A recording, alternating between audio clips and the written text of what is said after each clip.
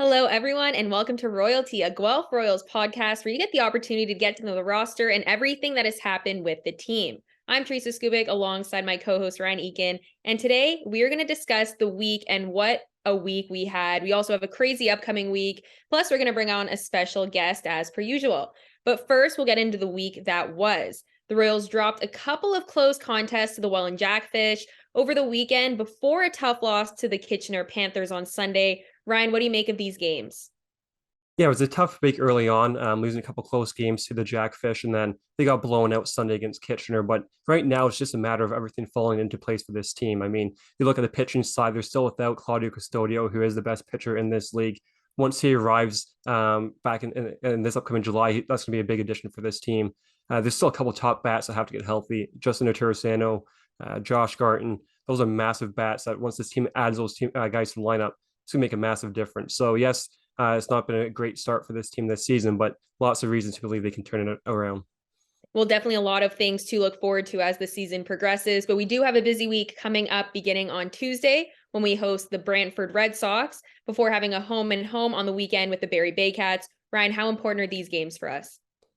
It's big. You look at Brantford, and they've yet to win a game this season. And going back to last season, they were the worst team in the league. So it's definitely a game that, every other team's beating them. So you better beat them too, especially given that you only have one win this season. So they definitely have a lot of emphasis on that game heading into Tuesday.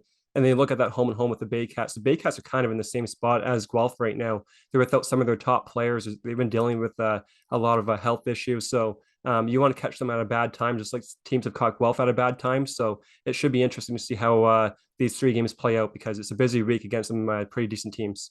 Well, definitely going to be an interesting week, and I can't wait to see what happens. But let's bring our special guest in. We are now joined by our special guest, outfielder Jeff MacLeod, who has quite the resume. Yeah, Jeff began his time in the IBL all the way back in 2003. I had to message him earlier today going through all the teams he played for because there is a database on the league website, but that only goes back to 2010. That applies for every player in the league, but not Jeff. He's goes all the way back to 2003, has a couple of championships with those Brantford Red Sox teams back in their dynasty run, but most importantly, has always spent some time with Guelph. So a great guest to have on today. Well, we're super excited to have you on the podcast today, Jeff. How are you doing today? Good, good. Thanks for having me. No, of course. But we're going to get into some baseball questions first. And then I'm not sure if you listen to the pod, but we have some fun getting to know you questions. But we'll save those for a little later. So first, I want to know how long you've been playing baseball and how you actually got into it. I'd say I must have been 6 or 7 years old when I started playing. I remember I lived just north of Milton, a place called Brookville. I remember they were signing up. And at the time, they didn't even actually have baseball. It was just fastball. So like windmill, underhand. And I just bugged my mom and dad to play. I think a cousin was playing and went from there. And I think 2 years later, it switched to baseball. And then, just went from there. So played for a long time. Yeah, and you both are both a hitter and a pitcher. I mean, you pitch on opening day out of absolute necessity. So, how does that come about being both a guy that can swing the bat but also pitch? I really have always done that. So when I was really young, I played infield and I was even a catcher. And then they told me I wasn't allowed to be a catcher anymore because I was left-handed. So I was like, oh, okay, I didn't even know that was a thing. But yeah, I always pitched coming up, pitched in high school, pitched in college. I was a closer, and then when I played in the Australian League, I was a starter. And in the IBL, I've had a few spot starts here and there, but more of a guy that comes in and just throws as hard as I can for an inning and get it done. Yeah, Well, lights out Ryan gets to southpaw in ask the you the next IBL. question. Wait, I need to interrupt. Ryan gets to ask you the next question, but I'm left-handed. I was a catcher, and they literally said the same thing to me. They were like, "No, you can't do this anymore." And I was like, "Why? This seems wrong." I know I feel like a catcher, but I can't. Both of you guys could have been IBL catchers if you guys were right-handed, but didn't end up happening. So, what was your favorite moment playing baseball, whether it's in the IBL, college, or out in Australia? Definitely a lot of favorite moments. I don't know, probably just little things like my first championship in Brantford. We went 7 games against London, and we won it on the road in London. And our owner at the time, Paul Lecoyne, he had a restaurant slash bar reserved for us for a private party afterwards. So we were there, seemed like all night. And when we left the restaurant, walked outside, they're delivering newspapers to the convenience store next door with our pictures from winning the championship the night before. So that was a pretty fun moment that I really remember a lot. We're going to veer away a little bit from all the baseball talk, even though obviously you're loving it. But if you could eat a food for the rest of your life, one food, what would it be and why? Lobster, 100%. I love seafood. Lobster's it. But if I could be healthy and not die and eat Toblerones for the rest of my life, I'd eat Toblerone forever. But it's got to be lobster. If you could choose one superpower for the rest of your life, what would you pick and why? One superpower. Probably fly. Well, actually, no. I'll go back. I'll say, um, no. I'll say fly. Fly could get here to there, travel all over the place. Be pretty awesome.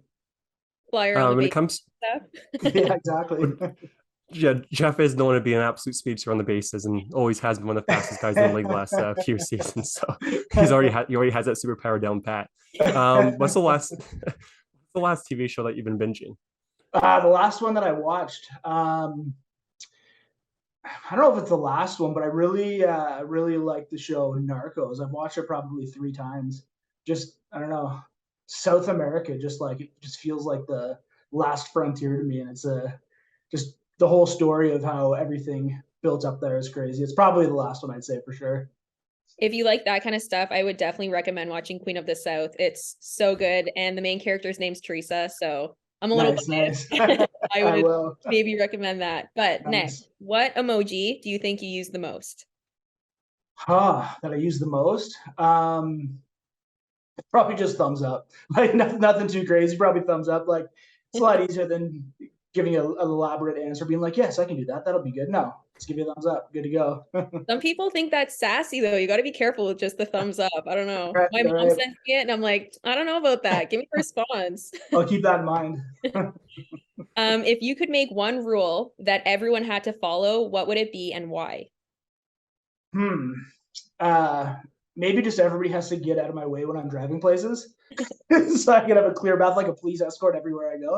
It'd be pretty solid. Okay, so when I ask you this one, you can't say Garton. Everyone said it. We even talked about this a couple of weeks back at the pits. If you were stranded on a deserted island and you were stuck with one teammate, who would you pick and why? And I can't say guards. Okay, so Can't say Garton. can I say who I would not want to be stuck with after I say who? That's an even better answer. Yes.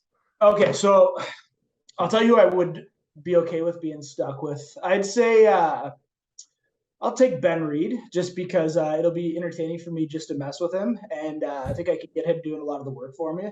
I would provide food for him in that, but I think I'd pick Ben. And I'm gonna break your rule, but the person I would pick not to be with is Gartz. Probably just because, like, have you seen the size of that guy? Like, he'd eat everything. I'd probably starve to death. He'd probably get hurt, and he's massive. Am I gonna carry him somewhere? Definitely not. Yeah, it's the biceps injury. You can't be stuck with a guy on an island with a bad biceps. So Now he does work construction though, so he'd be good to build a shelter. That'd be good for sure. he could definitely be handy for sure. Yeah. So Yeah. when it comes to the coolest fact about you, this has also been stumping guys. It's Stump Connor, Stump Dino. So what's the coolest fact about you? Coolest fact about me, that I am the greatest fisherman in IBL history. Um, I love fishing a lot. Um, I'm actually like one trout species away from getting in the what do they call it this? But anyways, the Species Club in the International Game Fish Association Hall of Fame. So I'm only one away. So I'd say that's pretty interesting. I have a lot of conversations on the base paths about fishing and stuff versus what's actually happening in the game. Like guys on other teams asking me for tips or if I've caught anything. Big deal alert. I'm gonna have to get you to teach me how to fish because I can't seem to figure it out. The reeling, I don't, it's not good. It's not a good look for me. But lastly, how we always end, who is your hero and why? My hero. I'd say I got heroes in every aspect. I could say my favorite sports heroes, personal heroes. Everybody says their parents are their heroes. Yeah, I guess mine for sure because my mom and dad were 19 and 17 when I was born, so that would be one. And sports hero wise, I would say Wendell Clark. Wendell Clark was my and Doug Gilmore, my hero hockey players growing up. I actually always liked hockey better than baseball, and then I just got better at baseball. So yeah, just the way those guys played and carried themselves, and it was a different era back then. I feel like looking up to athletes is always definitely the way to go, but we got a unique answer from you. It was definitely different. We're used to parents and friends and stuff. So I actually like the athlete to look up to. But thank you so much for joining us today, Jeff. It was great to get to know you, and we look forward to continue to watching you kill it on the diamond this season. For Ryan Eakin, I'm Teresa Skubik, and this has been Royalty. Thank you.